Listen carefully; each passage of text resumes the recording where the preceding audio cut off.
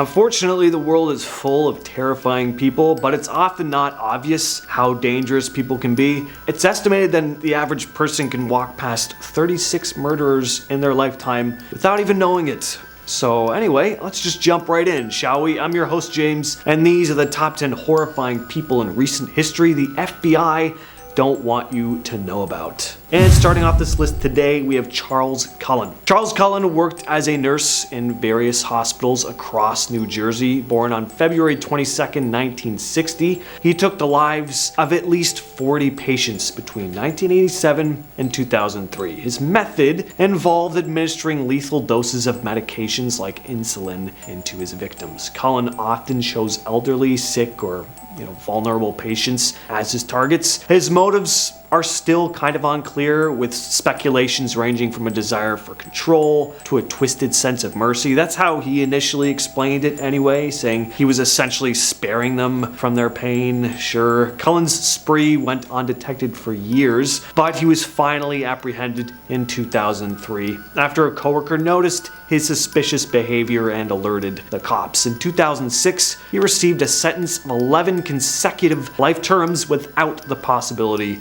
of parole. Technically, he is eligible in 2403, but something tells me he won't be around that long. Next up, we have the Flight 182 disaster. This happened in 1985, and only one of the culprits here has ever been 100% identified. Flight 182 was traveling from Toronto to London, with its final destination being Mumbai. It made a regular stop in Montreal, where Canadian authorities took out 3 suspicious packages from the plane. The flight resumed its journey as planned, communicating with Heathrow Airport's control tower, but just 45 minutes away from London, the aircraft just disintegrated mid-flight. Heathrow Airport's emergency teams were dispatched, but none of the 329 passengers and crew members had survived. Airline officials suspected Sikh extremists might have planted an explosive device on board. During the early 80s, India was facing violent conflicts between Sikh and Hindu groups, and there were 2 suspects who were arrested about 5 months later, only one of which was found to actually be involved. Inderjeet Singh Rayat pleaded guilty to manslaughter in connection with the attack and was sentenced to 5 years in prison in 2003.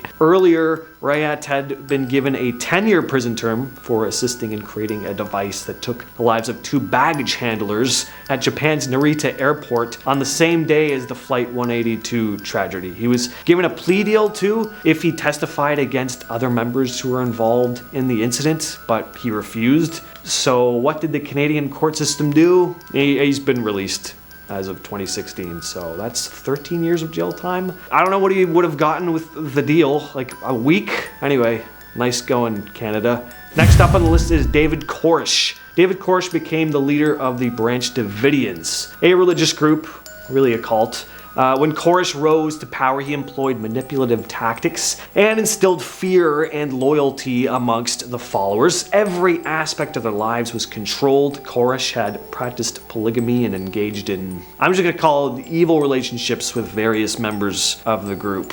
But in 1993, the ATF, or Bureau of Alcohol, Tobacco, Firearms, attempted to initiate a search warrant on the cult's compound in Waco, Texas. The raid quickly turned into a violent shootout, resulting in the deaths of several agents and cult members. It became a 51-day standoff between the Branch Davidians and law enforcement, including members of the FBI, who launched a tear gas assault, and eventually the compound went up in flames. The flames engulfed the buildings, resulting in the deaths of 67 of the Branch Davidians, including Koresh, who was found with gunshot wound to the head. It's still not 100% clear if this was self-inflicted or not. And that's going to lead us to number 7, Timothy McVeigh. Timothy McVeigh was born on April 23rd, 1968 in Lockport, New York, and died on June 11th, 2001. McVeigh was heavily involved in the Oklahoma City disaster, which occurred on April 19th, 1995. The attack targeted the Alfred P. Murrah Federal Building and resulted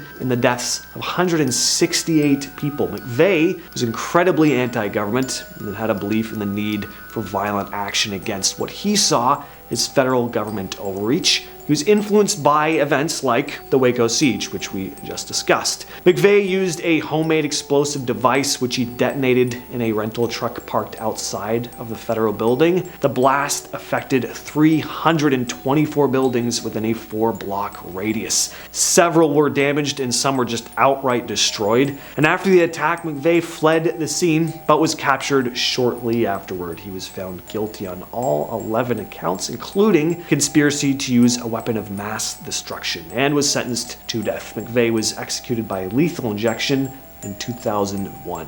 Next on the list is Joseph James DeAngelo Jr. Born on November 8th, 1945 in Bath, New York, he eventually became referred to as the Golden State Killer. DeAngelo committed a series of brutal crimes across California between 1974 and 1986. He started out as a burglar before escalating to more violent crimes. His crime spree started in California, where he targeted single-family homes. He would begin by stalking his victims, breaking into their homes, and subjecting them to violent acts, including SA. He would often tie up his victims and threaten them with harm, and he just continued on, seeming to always evade capture. But he would ultimately take the lives of 13 people. But there were far more victims as well who survived, and for years law enforcement struggled to identify him. But finally, in 2018, advancements in DNA analysis technology led to his arrest. Investigators were able to match DNA evidence from crime scenes to distant relatives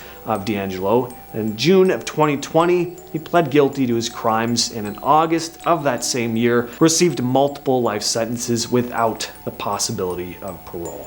Next up, we have Salvatore Perrone. Salvatore Perrone, or Perrone, born on June 20th, 1948, is an American criminal often referred to as the Son of Sal, known for committing a string of shootings. This all took place in New York City in 2012. He targeted shopkeepers of Middle Eastern descent, and his crimes involved shooting owners. He would go into these stores in Brooklyn around closing time when the owners were alone, and these attacks happened between July and November of that year. Surveillance cameras captured him near the crime scenes, and this evidence led to his arrest on November 21st of 2012. And when questioned, he said he was collecting rent for someone else and denied any role in the but investigators, of course, looked into the evidence, including the rifle he had on him and surveillance footage linking him to the crimes. 2017, he was found guilty of 3 counts of first-degree murder. He was sentenced to 75 years in prison, so life. Next up, we have Harrison Graham. This guy had one of the most absolute, just worst excuses I've ever heard when he was caught, but we'll get to that. Police found the remains of 7 women in his apartment in 1987 after neighbors had complained about a foul odor coming from his residence. Some of the bodies had decomposed to the point of being skeletons, one of which was in his closet. There were also layers of garbage on the floor, just horrendous. Graham had attempted boarding up his doors to prevent anyone from entering the apartment and made his exit out the fire escape, but his mother eventually convinced him to turn himself in. So,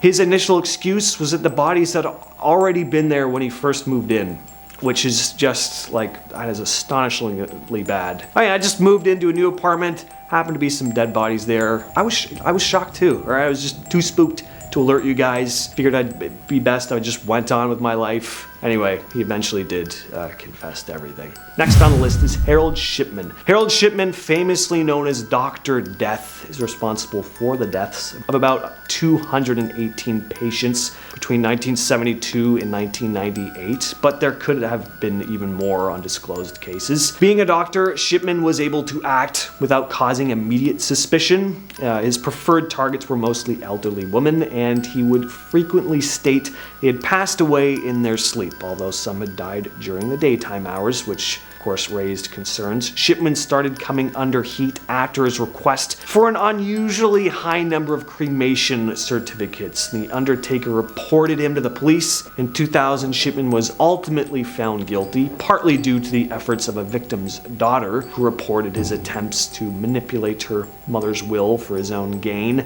He was finally convicted and ended up taking his own life while in prison in 2004. And at number 2 is Velma Barfield. Anyone who got close to this woman seemed to coincidentally die. She was born in 1932 in North Carolina. Went on to marry her first husband, Thomas Burke, in 1949. They had 2 children together. They were happy, everything seemed fine. That is until Velma became addicted to pain medication after having a hysterectomy. And her behavior seemed to start to change after that. Around the same time, her husband began to drink excessively. And one day in 1969, after a heated argument, she left the home with her 2 children, and the place mysteriously burnt down, with her husband still inside, having mysteriously passed out. Then she married a new man, and he died less than a year later. Next, in 1974, her mother died, having fallen ill, experiencing sudden intense diarrhea, vomiting, and nausea.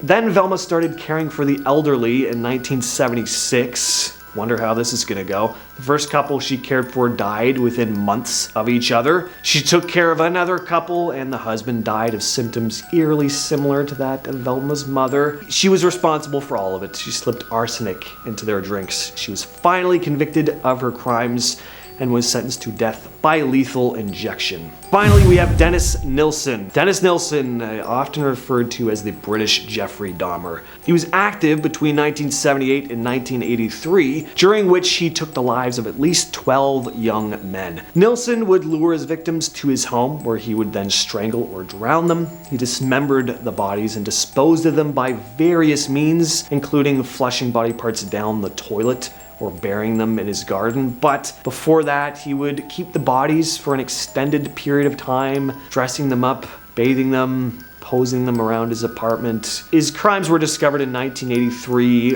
when his landlord found remains clogging the drains. This led to his arrest and his trial, and in 1983 he was convicted and sentenced to life in prison, which he served at various high security prisons in the UK. And during his trial, the defense had tried to claim that he wasn't fully responsible because of mental health issues, but the jury luckily was not having that. With all that said, I've been your host, James, and I'll catch you, yes you specifically, in the next video.